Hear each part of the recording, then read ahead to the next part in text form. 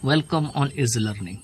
Now, in this part of the video, I am going to start explaining the chapter Indian Civilization and Culture written by Mahatma Gandhi. So before covering some paragraphs of this chapter, I will cover some words which are very important. The first word is evolved. It is a verb. ये verb है cause to develop, means किसी चीज के विकसित होने का कारण बनना. नेक्स्ट है फेट, ये एक नाउन है, इसका मीनिंग है डेस्टिनी.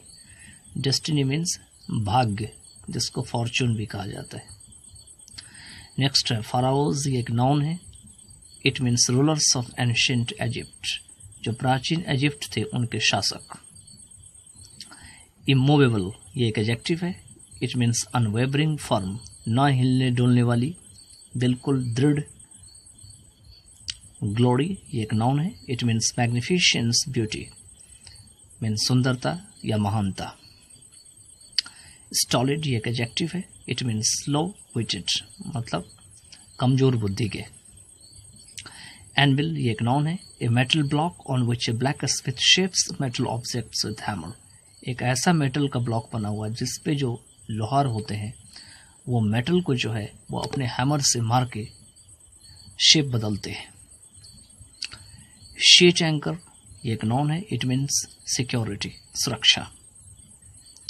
कन्वर्टिबल, ये एक एडजेक्टिव है. It means exchangeable, that can be converted, means बदलने योग्य या जिसको बदला जा सके. तो भारतीय जो सभ्यता है और इसकी संस्कृति है उसके ऊपर महात्मा गांधी ने लिखा हुआ है. और ये जो चैप्टर है ये एक एक्सट्रैक्ट है, ये पूरा चैप्टर नहीं. एक्सट्रैक्ट का मतलब होता है किसी बहुत बड़ा चैप्टर, नॉवेल या किसी चीज़ का एक छोटा सा भाग. तो ये एक छोटा सा भाग है जो इस बुक में पब्लिश किया गया है या इस चैप्टर में दिया गया है. चलिए यहाँ से शुरू करते हैं. I believe that the civilization India has evolved is not to be beaten in the world. मेरा मानना है या मैं विश्वास करता हूँ कि भारत की सभ्यता जो विकसित हुई है उसे दुनिया में कोई भी सभ्यता जो है बराबरी नहीं कर सकता. Nothing can equal the seeds sown by our ancestors. कोई भी ऐसा चीज़ नहीं है जो उन चीज़ों को बराबरी कर सकता है जो हमारे पूर्वजों के द्वारा बोया गया है. रोम वेंट, रोम खत्म हो गया. Greece shared the same fate, Greece के साथ भी ऐसी घटना हुआ. The might of the pharaohs was broken, pharaohs की जो ताकत थी वो भी खत्म हो गई. Japan has become westernise, Japan का भी जो है पश्चिमीकरण कर दिया गया. Of China nothing can be said, आज जहां तक चाइना के बारे में है तो कुछ नहीं कहा जा सकता. But India is still somehow और अदर, लेकिन इंडिया किसी न किसी तरीके से साउंड एट द फाउंडेशन, वो अपनी जो नींव है उसमें अभी मजबूत है. The people of Europe learn their lessons from the writings of the men of Greece. कहते हैं कि यूरोप के जो लोग हैं वो अपने लेसन्स जो है वो ग्रीस के लोगों की राइटिंग से सीखते थे या रोम के राइटिंग से सीखते थे. Which exist no longer in their former glory, जो कि उनके जो पहले के ग्लोरी थे या शुरुआत के जो ग्लोरी थे वो उसमें काफ़ी ज़्यादा नहीं रह पाए. मतलब जो भी चीज़ उन्होंने सीखा वो चीज़ उनके पास जो है काफ़ी लंबे समय तक नहीं रह पाए. In trying to learn from them the Europeans imagine that they will avoid the mistakes of Greece and Rome.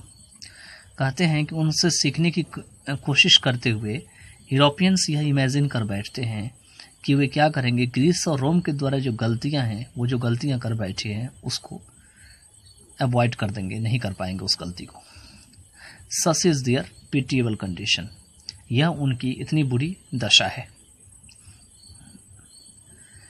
In the midst of all this India remains immovable and this is her glory. कहते हैं इसी बीच में भारत जो है अभी भी firm है, अभी भी इसकी जो ग्लोरी है वो इमूवेबल है, मतलब कोई हिला नहीं सकता इसको.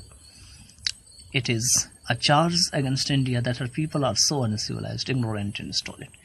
यह हमेशा भारत के खिलाफ जो है या आपत्ति लगाया जाता है या उनके ऊपर चार्ज लगाया जाता है कि जो भारत के लोग हैं उनके वो असभ्य हैं, बात को मानने वाले नहीं हैं, और कमज़ोर बुद्धि के हैं, stolid, that it is not possible to induce them to adopt any changes.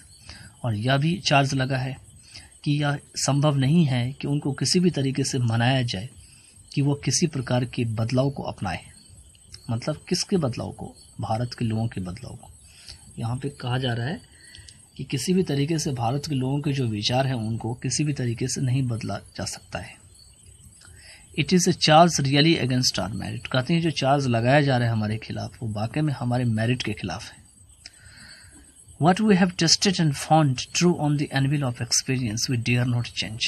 कहते हैं जो कुछ भी हमने अपने एक्सपीरियंस के एनविल पे जो है सत्य पाया हुआ है, जिसको मैंने टेस्टेड किया हुआ है, उसको हम चेंज करने की हिम्मत नहीं करते।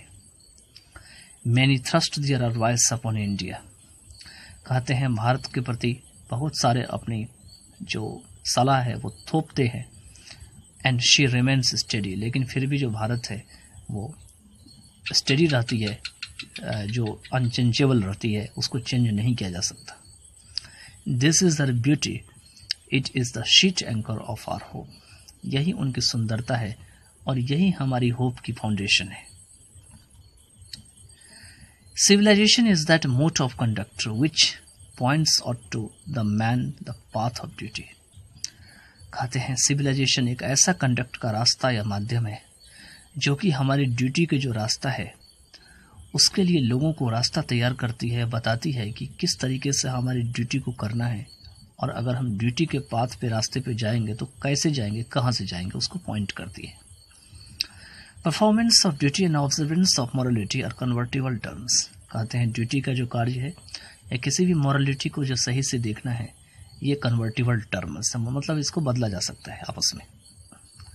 To observe morality is to attain mastery over our minds and our passions. कहते हैं कि अगर मॉरलिटी को सही से देखना है तो इसका मतलब होता है कि हमारे ब्रेन और हमारी जो पैशन है, माइंड है, उसके ऊपर मास्टरी को प्राप्त करना। So doing we know ourselves. इसीलिए ऐसा करते हुए हम अपने आप को समझते हैं।